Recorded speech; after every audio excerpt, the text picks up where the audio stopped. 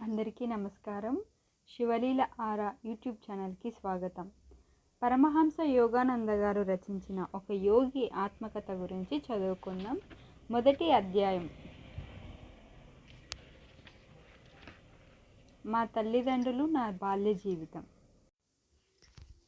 పరమసత్యాల అన్వేషణ, దానికి తోడుగా ఉండే గురు శిష్య సంబంధం భారతీయ సంస్కృతికి స్వాభావికమైన లక్షణాలుగా చాలా కాలంగా కొనసాగుతూ వస్తున్నాయి.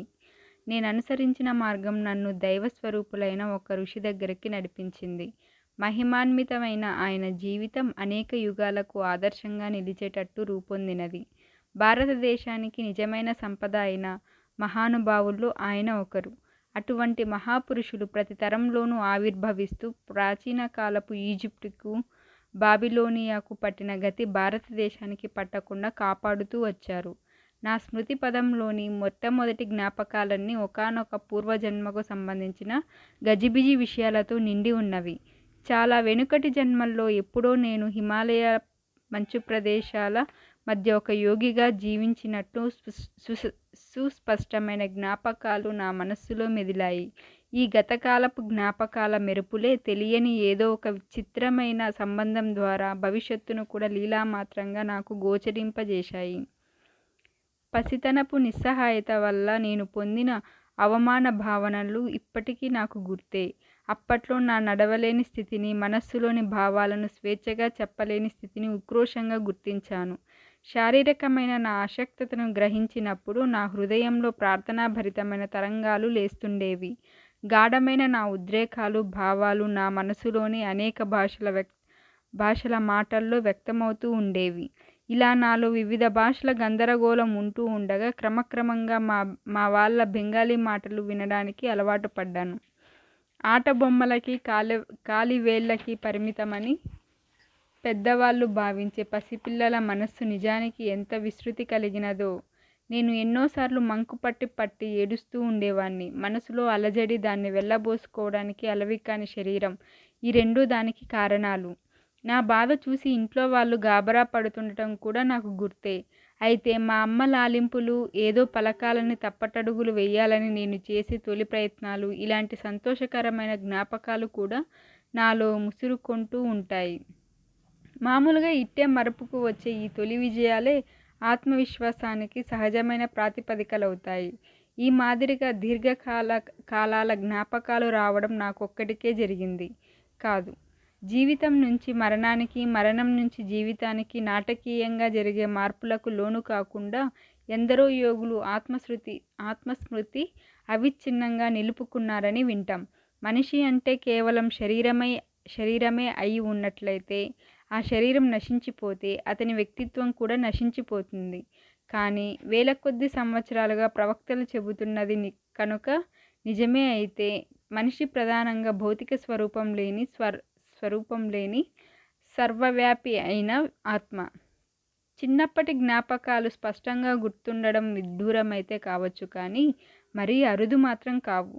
అనేక దేశాల్లో నేను పర్యటన చేస్తుండేటప్పుడు సత్యసంధులైన స్త్రీ పురుషులు తమ బాల్య స్మృతులను చెప్పగా విన్నాను. నేను జనవరి 5, 1893 హిమాలయ పర్వతాలకు సమీపంలో ఈశాన్య భారతంలో ఉన్న గోరఖ్పూర్లో పుట్టాను. నా జీవితంలో మొదటి 8 ఏళ్ళు అక్కడ గడిచాయి. మేము 8 మంది తోబుట్టువులం. 4 మగపిల్లలం, 4 ఆడపిల్లలు. అప్పట్లో నా పేరు ముకుందలాల్ ఘోష్. మగపిల్లల్లో 2వ వాణ్ణి, అందరిలో 4వ వాణ్ణి. మా అమ్మ నాన్న బెంగాలీలు, క్షత్రియ కులం వారు. ఇద్దరూ సాధు స్వభావులు. వాళ్ళలో ఒకరి మీద ఒకరికి ఉన్న ప్రేమ ప్రశాంతమైనది, గంభీరమైనది. హుందాతనమున్న ప్రేమలో అల్పత్వానికి తావులేదు. ఎదిగే 8 పిల్లల కోలాహలపు జీవితాలు పరిభ్రమించే ప్రశాంత కేంద్రం మా తల్లిదండ్రుల అద్భుత సామరస్యమే. మా నాన్నగారు భగవతీ చరణ ఘోష్ గారు దయాశీలురు, గంభీరులు, అప్పుడప్పుడు కఠినులును. పిల్లలం మేము ఆయన్ని అమితంగా ప్రేమిస్తూనే గౌరవభావంతో కాస్త ఎడంగా ఉంటుండేవాళ్ళం. ఆయన ప్రతిభావంతులైన గణిత శాస్త్రజ్ఞులు, తార్కికులు. ప్రధానంగా బుద్ధి బలాన్ని అనుసరించి సాగేవారు. కానీ మా అమ్మ హృదయాల రాణి. ఆవిడ మాకన్ని ప్రేమతోనే నేర్పింది. ఆవిడ పోయిన తర్వాత నాన్నగారు తమలో ఉన్న మార్ధవాన్ని మరింతగా పైకి చూపేవారు. అప్పుడు ఆయన చూసే చూపు తరచుగా మా అమ్మ చూపే అనిపించేది. క్రమశిక్షణ అలవర్చుకోవడం కోసం మా అమ్మ సందర్భానికి అనువైన కథలను మహాభారతంలోంచి, రామాయణంలోంచి తీసుకొని చెబుతూ ఉండేది.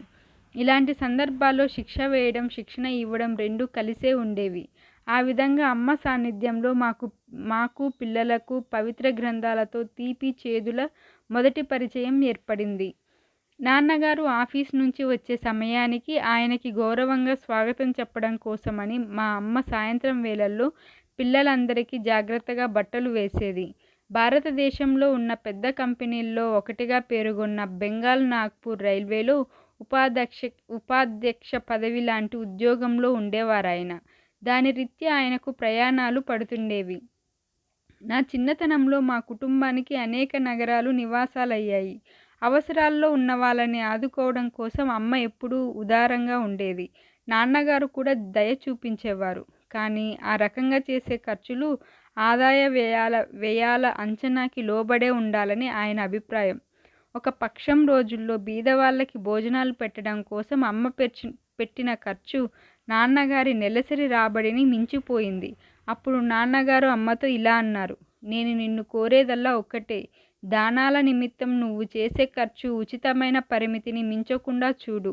భర్తగారి సున్నితమైన మందలింపు కూడా అమ్మకు దుఃఖం కలిగించింది. తమకిద్దరికీ కలిగిన ఈ అభిప్రాయ భేదాన్ని గురించి పిల్లలకు చూచాయిగా కూడా చెప్పకుండా ఆవిడ ఒక జట్కా బండిని పిలిపించింది.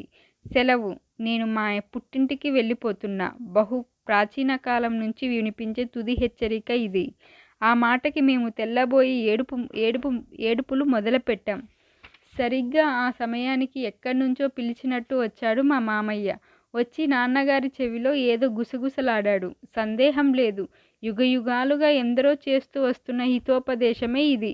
దాని మీదట నాన్నగారు రాజీ ధోరణిలో 4 మాటలు చెప్పిన తర్వాత బండిని సంతోషంగా తిప్పి పంపించేసింది. అమ్మ, నేను గమనించినంత వరకు అమ్మకి నాన్నకి ఏర్పడిన ఒకే ఒక్క వివాదం అంతటితో ముగిసింది. అయితే వాళ్ళిద్దరికీ స్వభావ సహజంగా సాగిన చర్చ మాత్రం ఒకటి గుర్తుకు వస్తోంది. ఒక్క 10 రూపాయలు ఇవ్వండి, పాపం ఓ బీదావిడ వచ్చి అడుగుతోంది అంది. ఎదుటి వాళ్ళను ఒప్పించే గుణం అమ్మ చిరునవ్వులో ఉండేది. 10 రూపాయలెందుకు, ఒక్కటి చాలు. నాన్నగారు తన అభిప్రాయాన్ని సమర్థించుకోవడానికి ఇంకా ఇలా అన్నారు: మా నాన్నగారు, తాతయ్య, నాయనమ్మ హఠాత్తుగా చనిపోయినప్పుడు మొట్టమొదటిసారిగా పేదరికం అంటే ఏమిటో నాకు అప్పుడు అనుభవంలోకి వచ్చింది. బడికి వెళ్ళడానికి కొన్ని మైళ్ళు నడిచిపోవాలంటే పొద్దుటి పూట నా భోజనం ఏమిటో తెలుసా? ఒక చిన్న అరటిపండు మాత్రమే. తరువాత యూనివర్సిటీలో చదివే రోజుల్లో డబ్బు కోసం ఎంత కటకట అయ్యేదో తెలుసా? డబ్బున్న ఓ జడ్జి గారిని ఆశ్రయించి నెలకొక్క రూపాయి ఇప్పించమని కోరాను. ఇవ్వనన్నాడు ఆయన. ఒక్క రూపాయి అయినా తనకి ముఖ్యమైందే అనన్నాడు. ఆయన ఆ రూపాయి ఇయ్యనన్నాడని ఎంత బాధగా తలుచుకుంటున్నారు? అమ్మ హృదయం తక్షణం తర్కాన్ని ప్రయోగించింది. తొందరపడి పడ్డప్పుడు 10 రూపాయలు ఇవ్వమన్నారని మిమ్మల్ని కూడా ఆవిడ అలాగే బాధగా తలుచుకోవాలని ఉందా? నువ్వే గెలిచావులే. ఓడిపోయిన భర్తలందరూ అనాదిగా చేస్తున్న భంగిమే ఒకటి చూపించి పర్సు తెరిచారాయన. ఇదిగో 10 రూపాయల నోటు. నా శుభాకాంక్షలతో ఆవిడకి ఇయ్యి. ఏ కొత్త ప్రతిపాదన వచ్చినా మొట్టమొదట వద్దు అనడం నాన్నగారికి అలవాటు. అంత తొందరగా అమ్మ దగ్గర సానుభూతి పొందిన ఆ అపరిచితురాలి విషయంలో ఆయన చూపించిన ధోరణి మామూలుగా ఆయన కనబరిచే జాగ్రత్తకు ఉదాహరణ. అడిగిన వెంటనే ఒప్పుకోకపోవడం అన్నది నిజంగా ఆలోచించి నిర్ణయించాలి అన్న సూత్రాన్ని పాటించడమే. తీసుకునే నిర్ణయాల విషయంలో ఆయన ఎప్పుడూ సమంజసంగానూ సమతూకంగానూ ఉండడమే గమనించాను. అసంఖ్యాకమైన నా కోరికలకు కారణాలు చూపిస్తూ 1-2 చక్కటి వాదాలతో కనుక నేను సమర్థించుకోగలిగినట్లయితే నేను కోరిందల్లా నెరవేర్చేవారు. సెలవుల్లో ప్రయాణాలకైనా సరే, కొత్త మోటార్ సైకిల్ కావాలన్నా సరే. ఆయన పిల్లలని చిన్నగా ఉన్నప్పుడు చాలా గట్టి కట్టుబాట్లలో ఉంచేవారు. తమ విషయంలో అయితే ఆయనది కఠోర వ్రతమే. మాట వరుసకు చెప్పాలంటే ఆయనెన్నడూ నాటకాలకు కూడా వెళ్ళలేదు. వివిధ ఆధ్యాత్మిక సాధనల్లోనూ గీతా పారాయణంలోనూ ఆనందం పొందేవారు. విలాసాలన్నింటినీ విడిచిపెట్టేసి ఒక జత పాత బూట్లతోనే గడుపుకుంటూ ఇంకా పనికిరాని స్థితికి వచ్చేదాకా వాటినే వాడుతుండేవారు. మోటారు కార్ల వాడకం జనంలో బాగా పెరిగిన తరువాత ఆయన కొడుకులు కొనుక్కున్నారు, కానీ ఆయన మాత్రం రోజూ ఆఫీస్కు ట్రామ్ బండిలోనే వెళ్తుండేవారు. అధికారం కోసం డబ్బు కూడబెట్టాలన్న ఆసక్తి నాన్నగారికి లేదు. ఒకసారి ఆయన కలకత్తా అర్బన్ బ్యాంకును తామే స్థాపించినప్పటికీ దాంట్లో వాటాలు తీసుకోవడానికి నిరాకరించారు. వాటితో లాభం పొందడం ఆయనకి ఇష్టం లేదు. తీరిక వేళల్లో ఒక పౌరుడిగా తన విధి తాను నిర్వర్తిస్తే చాలని ఆయన అనుకునేవారు. నాన్నగారు పదవీ విరమణ చేసిన చాలా సంవత్సరాలకి బెంగాల్ నాగ్పూర్ రైల్వే వాళ్ళ పుస్తకాలను తనిఖీ చేయడానికి ఇంగ్లాండు నుంచి ఒక అకౌంటెంట్ వచ్చాడు. అందులో ఒక విషయం గమనించి ఆయన ఆశ్చర్యపోయాడు. జరిగిందేంటంటే, రైల్వే వారి దగ్గర నుంచి నాన్నగారికి బోనస్సు రావాల్సి ఉంది.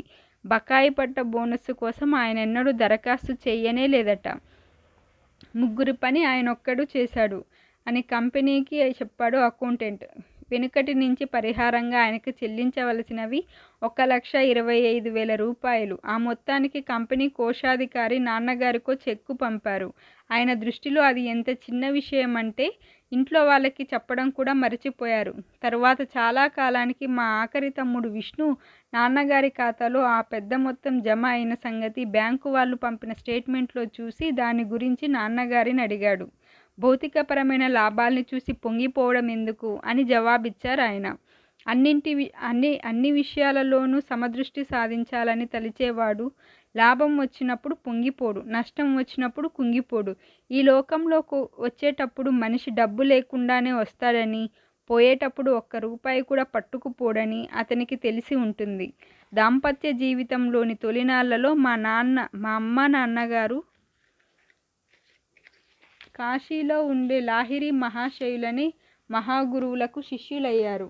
సహజంగా నాన్నగారికి ఉండే తాపస ప్రవృత్తి ఈ సాంగత్యం వల్ల మరింత బలపడింది. అమ్మ ఒకసారి పెద్దక్క రమకి ఒక గొప్ప విషయం చెప్పింది. మీ నాన్నగారు నేను భార్యాభర్తలుగా కలిసేది ఏడాదికొక్కసారి మాత్రమే పిల్లల కోసమని. నాన్నగారు లాహిరి మహాశయులను మొట్టమొదటిగా కలుసుకున్నది అవినాశబాబు అనే రైల్వే ఉద్యోగి ద్వారా. బెంగాల్ నాగ్పూర్ రైల్వేలోని ఒక బ్రాంచి లైనులో అవినాశబాబు పనిచేస్తూ ఉండేవారు. గోరఖ్పూర్లో ఉండే రోజుల్లో ఈ అవినాశబాబు అనేక మంది భారతీయ మునుల కథల్ని మనసుకు హత్తుకునేటట్టుగా నా చిట్టి చెవుల్లో నూరిపోస్తుండేవారు. కథ చెబుతూ చిట్ట చివరికి తమ గురువు గారి మహత్తుకు తప్పకుండా జోహార్లు అర్పిస్తుండేవారు. మీ నాన్నగారు ఎటువంటి విచిత్ర పరిస్థితిలో లాహిరి మహాశయులకు శిష్యులయ్యారో ఎప్పుడైనా విన్నావా? అది వేసవికాలం. మందంగా ఉండే మధ్యాహ్నం పూట అవినాశబాబు నేను మా ఇంటి ఆవరణలో కూర్చుని ఉన్నాం. అప్పుడు ఈ చిక్కు ప్రశ్న వేశారు ఆయన. ఏం చెబుతారో వినాలన్న ఆశతో చిరునవ్వు నవ్వుతూ తెలియదన్నట్లుగా తల తిప్పాను. నువ్వింకా కొన్నేళ్లకి పుడతావనగా నేను కాశీ వెళ్ళి మా గురువుగారి దర్శనం చేసుకురావడానికి ఓ వారం రోజులు సెలవివ్వమని నా పై ఆఫీసరు గారిని, అంటే మీ నాన్నగారిని అడిగాను. దానికి నన్ను వేళాకోళం చేశారాయన. మతంలో పడి పిచ్చివాడివవుతున్నావా ఏమిటి అని అడిగారు. నువ్వు కనుక పైకి రాదలుచుకుంటే ఆఫీస్ పని మీద దృష్టి పెట్టుకో అంటూ హితవు పలికారు. ఆ రోజు నేను విచారంగా ఇంటి మొహం పట్టి చెట్ల గుబుర్లున్న దారిలో నడిచిపోతుంటే పల్లకీలో వస్తూ మీ నాన్నగారు కనిపించారు. బంట్రోతుల్ని పల్లకీని వెనక్కి పంపించేసి ఆయన నాతో నడక సాగించారు. నన్ను ఓదార్చే ఉద్దేశంతో లౌకికంగా విజయం సాధించడానికి కృషి చేస్తే కలిగే లాభాలేమిటో చెప్పుకొచ్చారు. కానీ నేను దిగులు పడుతూనే ఉన్నాను. లాహిరి మహాశయ, మిమ్మల్ని చూడందే నేను బతకలేను అంటూ మొరపెడుతూనే ఉంది నా గుండె అదే పనిగా. ప్రశాంతంగా ఉన్న ఒక పొలం చివరికి సాగింది మా దారి. అక్కడ ఉవ్వెత్తుగా లేచిన కెరటంలా పెరిగిన అడవి గడ్డికి కిరీటం పెట్టినట్లు మెరుస్తున్నాయి సాయంకాలం సూర్యకిరణాలు. అద్భుతమైన అదృశ్య సౌందర్యానికి మేము ముగ్ధులమై నిలబడిపోయాము. ఇంతట్లో ఆ పొలంలో మాకు కొద్ది గజాల దూరంలోనే మా గురుదేవులు ప్రత్యక్షమయ్యారు. భగవతి బాబు, మీ కింద పనిచేసే ఉద్యోగి విషయంలో మీరు మరీ కఠినంగా ఉన్నారు అన్నారాయన. ఆశ్చర్యచకితులమై ఉన్న మా చెవుల్లో ఆయన కంఠస్వరమే మారుమ్రోగింది. ఎంత విచిత్రంగా ప్రత్యక్షమయ్యారో అంత విచిత్రంగానూ అదృశ్యమయ్యారు. నేను మోకరిల్లి లాహిరి మహాశయ, లాహిరి మహాశయ అంటూ ఆశ్చర్యంతో ఆయన్ని స్మరించాను. మీ నాన్నగారు కొన్ని క్షణాల పాటు మాన్పడి నిశ్చలురైపోయారు. అవినాష్ బాబు, సెలవు నీకివ్వడమే కాదు, నాకు కూడా నేను ఇచ్చుకుంటాను. రేపే బయలుదేరి కాశీ వెళ్దాం. నీ తరపున చెప్పడం కోసం తమ సంకల్ప శక్తి వల్ల ఇక్కడ ప్రత్యక్షం కాగలిగిన మహాగురువులు లాహిరి మహాశయుల్ని గురించి నేను తప్పకుండా తెలుసుకోవాలి. మా ఆవిడ్ని కూడా తీసుకెళ్ళి తమ ఆధ్యాత్మిక పంథాను అనుసరించడానికి మాకు దీక్ష ఇవ్వమని ఆయన్ని అడుగుతాను. ఆయన దగ్గరికి తీసుకెళ్తావా? తప్పకుండా. నా ప్రార్థన అద్భుతంగా ఫలించినందుకు, పరిస్థితులు తొందరగా నాకు అనుకూలంగా మారినందుకు ఆనందంలో మునిగిపోయాను. మర్నాడు సాయంకాలం మీ అమ్మగారు, నాన్నగారు, నేను కాశీ వెళ్ళడానికి బండి ఎక్కాం. ఆ మరునాడు అక్కడికి చేరగానే కొంత దూరం గుర్రపు బండి మీద వెళ్ళి తరువాత సన్నటి సందుల గుండా నడిచి ఏకాంతంగా ఉన్న ఇంటిని చేరుకున్నాం. గురువుగారు కూర్చుని చిన్న గదిలోకి ప్రవేశించాం. అలవాటుగా ఆయన పద్మాసనంలో కూర్చొని ఉన్నారు. వారి ముందు ప్రణమిల్లాం. గుచ్చి చూసే తమ కళ్ళను మిలమిల్లాడించి మీ నాన్నగారి మీద చూపు నిలిపారు. భగవతి బాబు, మీ కింద పనిచేసే ఉద్యోగి విషయంలో మీరు మరీ కఠినంగా ఉన్నారు. 2 రోజుల కిందట గడ్డి బీడులో ప్రత్యక్షమైనప్పుడు అన్న మాటలే ఇప్పుడు కూడా ఆయన అన్నారు. ఆ తరువాత అవినాష్ బాబు నా దగ్గరికి రావడానికి మీరు అనుమతించినందుకు, అతనితో పాటు మీరు మీ భార్య కూడా వచ్చినందుకు చాలా సంతోషం అని కూడా అన్నారు. మీ తల్లిదండ్రులకు ఆయన క్రియాయోగం అని ఆధ్యాత్మిక సాధనను ఉపదేశించి ఆనందపరిచారు. చిరస్మరణీయమైన ఆ దివ్య దర్శనపు రోజు నుండి సహశిష్యులమైన మీ నాన్నగారు నేను ఆప్తమిత్రుల్లా ఉంటున్నాం. నీ పుట్టుక విషయంలో లాహిరి మహాశయులు గాఢమైన ఆసక్తి చూపించారు. నీ జీవితం ఆయనతో తప్పకుండా ముడిపడి ఉండాలి. మహాగురువుల ఆశీస్సు ఎప్పటికీ వృధా కాదు. నేను ఈ ప్రపంచంలో అడుగు పెట్టిన కొద్ది కాలానికే లాహిరి మహాశయులు తనువు చాలించారు. ఆయన ఫోటో ఒకటి అందంగా అలంకరించిన చట్రంలో మా ఇంట్లో ఉండేది. ఆఫీసు వాళ్ళు చేసే బదిలీల వల్ల మా నాన్నగారు తిరిగిన ఊళ్ళల్లో ఆయన ఫోటో మా పూజ మందిరానికి వన్నె తెస్తుండేది. అమ్మ, నేను అనేక రోజులు పొద్దుట సాయంత్రము తాత్కాలికంగా ఏర్పాటు చేసుకున్న మందిరం దగ్గర ధ్యానం చేస్తూ కూర్చునేవాళ్ళం. సుగంధం గల చందనంలో ముంచిన పూలతో పూజ చేస్తూ ఉండేవాళ్ళం. సాంబ్రాణి, గుగ్గిలం, ధూపాలు వేసేవాళ్ళం. లాహిరి మహాశయుల్లో సంపూర్ణంగా వ్యక్తమైన దైవత్వాన్ని సమైక్య భక్తి ప్రపత్తులతో మేము ఆరాధించేవాళ్ళం. ఆయన ఫోటో నా జీవితం మీద చూపించిన ప్రభావం మహత్తరమైనది. నేను పెరుగుతున్న కొద్దీ ఆ మహాశయుల్ని గూర్చిన భావన కూడా నాతో పాటు పెరుగుతూ వచ్చింది. ధ్యానంలో కూర్చుని ఉండగా ఆ ఫోటోగ్రాఫ్లో ఉన్న ఆయన ఆకారం ఆ చిన్న చట్రంలో ఉంచి బయటకి వచ్చి సజీవ రూపం దాల్చి నా ఎదురుగా కూర్చున్నట్టుగా కనిపించేది తరచు.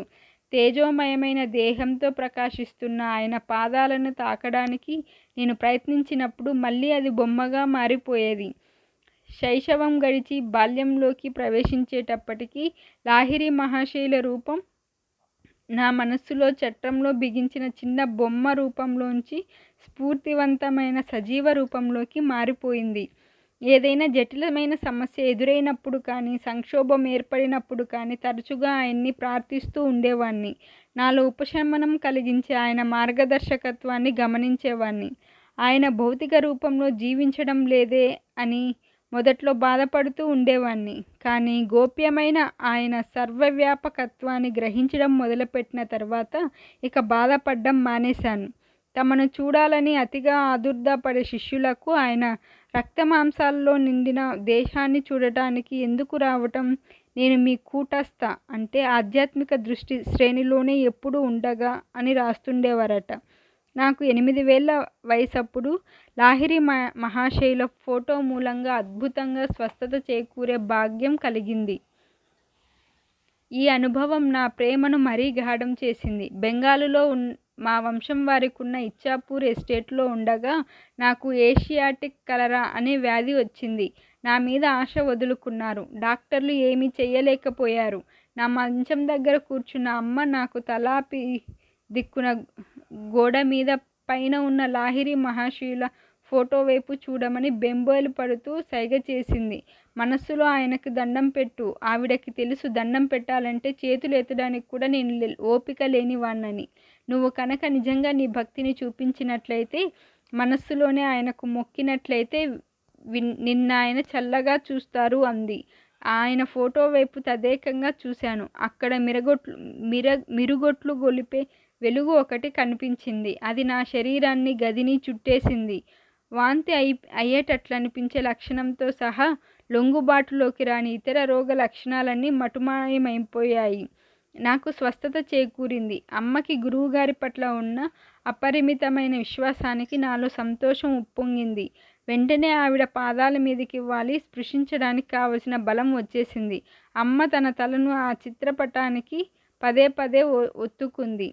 సర్వవ్యాపకులైన గురుదేవా, మీ తేజస్సు నా బిడ్డను నయం చేసినందుకు మీకు నా ధన్యవాదాలు. మామూలుగా ప్రాణాంతకం కావలసిన ఆ జబ్బు చటుక్కున నయమై నేను కోలుకోవడానికి కారణమైన తేజప్రభను ఆమె కూడా చూసినట్టు గ్రహించాను. నాకున్న అమూల్య వస్తు సామాగ్రిలో అన్నిటికంటే విలువైనది ఆ పటమే. లాహిరి మహాశయులు స్వయంగా ఇచ్చిన ఆ ఫోటో పవిత్రమైన స్పందనల్ని ప్రసరిస్తుంది. ఈ ఫోటో పుట్టుకకు వెనుక అద్భుతమైన కథ ఒకటి ఉంది.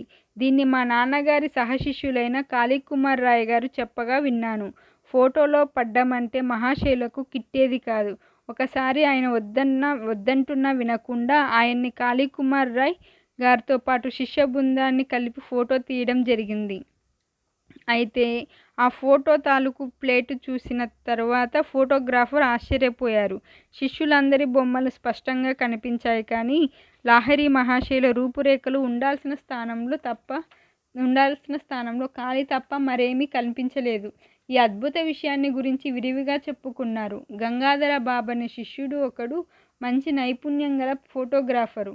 ఫోటో తీయబోతే మాయమైపోయే మహాశయుల రూపం తన కెమెరాను పోజాలదని డంబాలు పలికాడు. మర్నాడు పొద్దున అతను తన కెమెరా తీసుకువచ్చారు.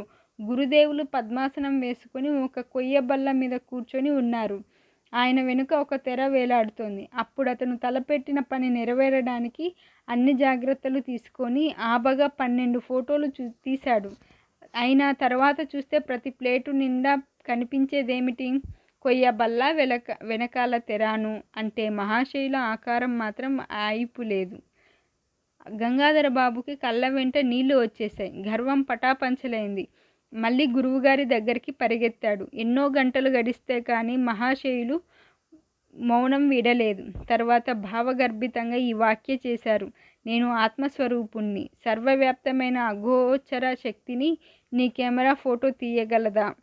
తీయలేదని తెలుసుకున్నానండి. కానీ స్వామి, మీ శరీరాలయం ఫోటో ఒకటి కావాలని భక్తితో కోరుతున్నాను.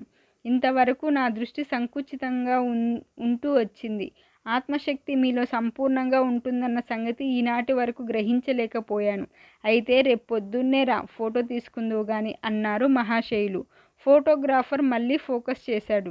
కంటికి కనిపించకపోవడం అనే విచిత్రమైన ముసుగులో మరుగుపడకుండానే ఈసారి ఆయన పవిత్ర రూపం స్పష్టంగా ఫోటోలో పడింది. ఆ మహాయోగి మరొక ఫోటో ఎప్పుడూ తీయించుకోలేదు. ఆయన ఇంకో ఫోటో ఏది నేను చూడలేదు. ఆ ఫోటోగ్రఫీ ఈ పుస్తకంలో అచ్చువేయబడింది. విశ్వజనీనమైన రూపంలో ఉండే లాహిరి మహాశయుల సుందరమైన ఆకృతి చూస్తే ఆయన ఏ జాతి వారో వెంటనే తెలియదు. దైవ సంపర్కం వల్ల కలిగిన ఆనందం నిగూఢమైన ఆయన చిరునవ్వులో కొద్దిగా వ్యక్తమవుతోంది. అరవిచ్చిన ఆయన కన్నులు బయట ప్రపంచం పట్ల ఆయనకు నామమాత్రమైన ఆసక్తి మాత్రమే ఉన్నట్టుగా తెలుపుతున్నాయి. అవి సగం మూసుకొని ఉండటంతో ఆంతరికమైన ఆనందంలో మునిగి ఉండటాన్ని సూచిస్తాయి. జిజ్ఞాసువులు చాలామంది ఆయన ఔదార్యాన్ని ఆశించి వచ్చేవారు. లౌకికమైన క్షుద్ర ప్రలోభాలకు లొంగని ఆయనకు వాళ్ళ ఆధ్యాత్మిక సమస్యలు సంపూర్తిగా అన్ని సమయాల్లోనూ తెలిసే ఉండేవి. గురుదేవుల పటానికి ఉన్న మహిమ ద్వారా స్వస్థత చేకూరిన కొన్నాళ్లకు నాకు స్ఫూర్తివంతమైన ఆధ్యాత్మిక దర్శనం ఒకటి కలిగింది. ఒకనాడు ఉదయం నేను పక్క మీద కూర్చొని స్వాప్నిక చింతనలో మునిగిపోయాను.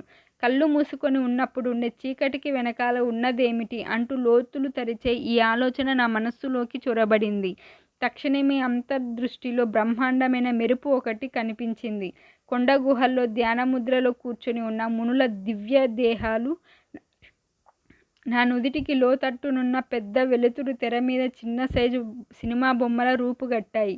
ఎవరు మీరు అంటూ బిగ్గరగా అడిగాను. హిమాలయ యోగులం అన్నారు ఆ దివ్య పురుషులు. వారి దివ్యమైన సమాధానాన్ని వర్ణించడం కష్టం. నా గుండె జల్లుమన్నది. హిమాలయాలకు వెళ్ళాలని గాని నేను మీలాగా కావాలని ఎంతో ఉవ్విళ్ళూరుతున్నాను. ఆ దృశ్యం అదృశ్యమైంది. కానీ తలతలలాడే ఆ కిరణాలు వలయాలు వలయాలుగా అనంతంగా పెరిగిపోతున్నాయి. అద్భుతమైన ఈ వెలుతురు ఏమిటి? నేను ఈశ్వరుణ్ణి, నేను వెలుతురును. మేఘాల మర్మధ్వనిలా ఉందా స్వరం? నీలో కలిసిపోవాలనుంది నాకు. ఎందుకివ్వదు? వాటిని ప్రసాదించడానికి మౌన ప్రార్థనలు ప్రారంభించాను. భారతదేశంలో గాలి పడగలు ఎగరవేయడంలో పోటీలు జరుగుతుంటాయి. వాటి దారాలకి బంక, గాజు పొడి పూస్తారు. ప్రతి ఆటగాడు తన పోటీదారుడు పట్టుకున్న దారాన్ని కోసేయడానికి ప్రయత్నిస్తారు. తెగిన గాలి పడగ ఇళ్ళ కప్పుల మీద తేలిపోతూ ఉంటుంది. దాన్ని పట్టుకోవడంలో భలే సరదా ఉండేది. నేను ఉమా ఉన్నది పైకప్పున్న గూడి మాదిరి బాల్కనీ కావడం వల్ల తెగిపడిన గాలిపడగ మా చేతుల్లోకి రావడం అసంభవంగా కనిపించింది. కానీ దారం ఇంటి కప్పు మీద వేలాడుతూ ఉంటుంది. మా సందుకు అవతల ఉన్న ఆటగాళ్ళు వాళ్ళ పోటీ మొదలు పెట్టారు. ఒక దారం తెగింది. దానికున్న గాలిపడగ తేలుతూ నా దిశలో వచ్చింది. ఇంతలో హఠాత్తుగా గాలి తగ్గిపోవడం వల్ల ఆ గాలిపడగ ఒక్క క్షణం అలా నిలిచిపోయింది. ఆ సమయంలో దాని దారం ఎదురింటి కప్పు మీద ఉన్న నాగజముడు మొక్కకు తగులుకుంది. దాంతో నేను పట్టుకోవడానికి వీలుగా పొడుగ్గా చక్కటి వంపు తిరిగింది. నాకు చేజిక్కిన బహుమతిని ఉమాకిచ్చాను. ఇదేదో అదృష్టవశాత్తు అసాధారణంగా జరిగిందే కానీ నీ ప్రార్థనకు ఫలితం మాత్రం కాదు. ఆ రెండో గాలిపడగ కూడా నీ దగ్గరికి వస్తే అప్పుడు నమ్ముతాను నీ మాట అంటుంటే అక్క మాటల్లో కంటే ఆమె నల్లటి కళ్ళలోనే ఎక్కువ ఆశ్చర్యం కనపడింది. నా ప్రార్థన గాఢంగా కొనసాగించాను. బలవంతంగా గుంజడంతో రెండో ఆటగాడి గాలిపడగ చటుక్కున తెగిపోయింది. గాలిలో నాట్యం చేస్తూ నా వైపు రావడం ప్రారంభించింది. మొదట నాకు సాయం చేసిన నాగజముడు మొక్కే ఈ గాలిపడగ దారాన్ని కూడా నేను పట్టుకోవడానికి వీలుగా వంపు తిరిగేటట్టు చేసింది. నా రెండో బహుమతిని కూడా ఉమాకిచ్చేశాను. నిజమే రోయ్, జగన్మాత నీ మాట వింటోంది. ఇదంతా నాకు మాయలా కనిపిస్తోంది అంటూ బెదిరిపోయిన లేడిలా రయ్యిన పరిగెత్తేసింది అక్క. ఇంతటితో మొదటి అధ్యాయం పూర్తి.